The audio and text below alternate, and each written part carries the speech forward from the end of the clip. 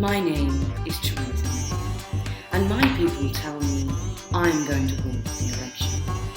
So there's no real need for me to sully myself talking to hoi polloi like yourselves. But as I can't really see you or smell you, I figured, what the fuck? A lot of people say that you folk are only concerned with your own dreary little lives, that you couldn't care less about what happens beyond your own backyard, let alone beyond the scenes.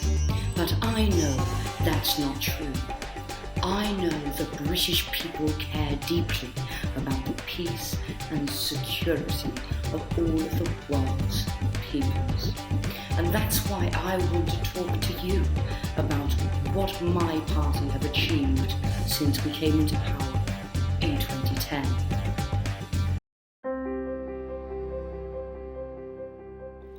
First of all, just 8 months after coming to power, we were confronted with a crisis in Libya. A violent sectarian insurgency targeting the country's black population was on the verge of defeat. We had a choice. We could have sat back and allowed the Libyan government to restore order and the country to return to peace. Or we could have taken action to breathe life back into the insurgency, turn the country into a failed state, and plunge its people into years of chaos and civil war. So we decided to act according to our values. It is simply not in the nature of the British people to stand idly by whilst people in other countries go peacefully about their business. Since our intervention, Libya has gone from strength to strength. Unheard of in Gaddafi's time, political factions and movements are now freely competing for power, albeit in an all-out civil war. Libya has now become a safe zone for our friends and allies from across the region to train, organise and gain access to much-needed weaponry, with Boko Haram, Al-Qaeda and ISIS, all of whom were horribly persecuted under Gaddafi, all granted free access now to the country's military arsenal, and the freedom to create their own training facilities on ungoverned Libyan soil. These groups have all been able to take their newfound skills and resources back to their homeland and make a real difference to the communities living there. And most gratifying of all, I can confirm that a great British institution suppressed under the brutal rule of Gaddafi has now been finally reintroduced into Libya: Black African slavery.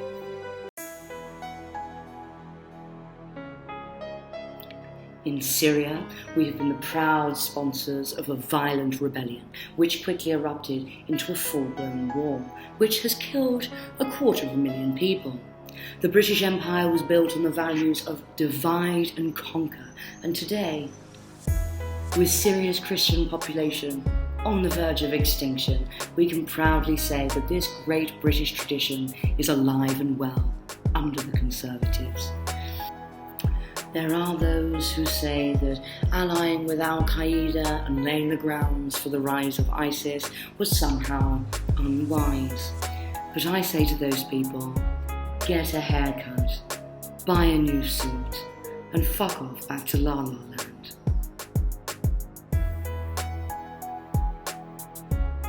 We are deeply concerned with global poverty, because it is only poverty that forces people to seek work in the sweatshops on which the prosperity of our great nation depends. It is only poverty that prevents the emergence of new economic rivals. And most importantly, it is only poverty that keeps the countries of Africa, Asia, and Latin America as suppliers of cheap raw materials, which they are forced to sell at prices determined by ourselves and our allies. That is why I can proudly announce, for the first time in 6 years, the emergence of 4 new families: In Yemen, our total blockade of a country dependent on imports for 80% of its consumption goods, combined with the billions of pounds worth of British bombs the Saudis have dropped on the country, have created the conditions in which 7 million people are now on the verge of starvation. In Nigeria, the Boko Haram insurgency, which our Libya war did so much to boost, has led to the collapse of agriculture in the north of the country, threatening the lives of 14 million. In Somalia, we have backed one set of warlords against another and supported invasions by both Ethiopia and Kenya, with the result that 6 million are now facing starvation. And our support for the partition of Sudan in 2011, creating the world's newest failed state, has now resulted in a famine in the south, estimated by the UN to impact 5 million.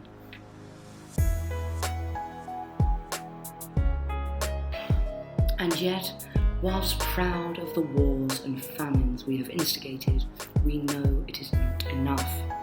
For our security will not be fully assured until we have prevented all means of escape. In Libya, still today, there are those among its black community who think they should be allowed to flee the pogroms we had facilitated. People in Sudan, Nigeria, Yemen, Syria, Iraq, and elsewhere think they have some kind of God-given right to live in peace and to feed their families. These people want to flee the conditions we have bequeathed them and enjoy the same conditions as us. And there are even some misguided people in Europe itself who encourage such reckless thinking. In October 2012, the Italian Coast Guard set up a program to actually rescue some of these people from the sea.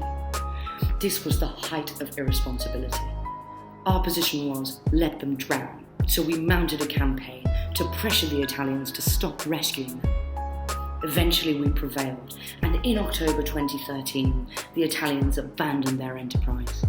Since then, around 10,000 of these people have been drowned, and we will go on drowning them until they get the message. You must accept whatever treatment we dish out. If we starve you, you will starve. If we wage war, you and your children will pay the price. There is no way out.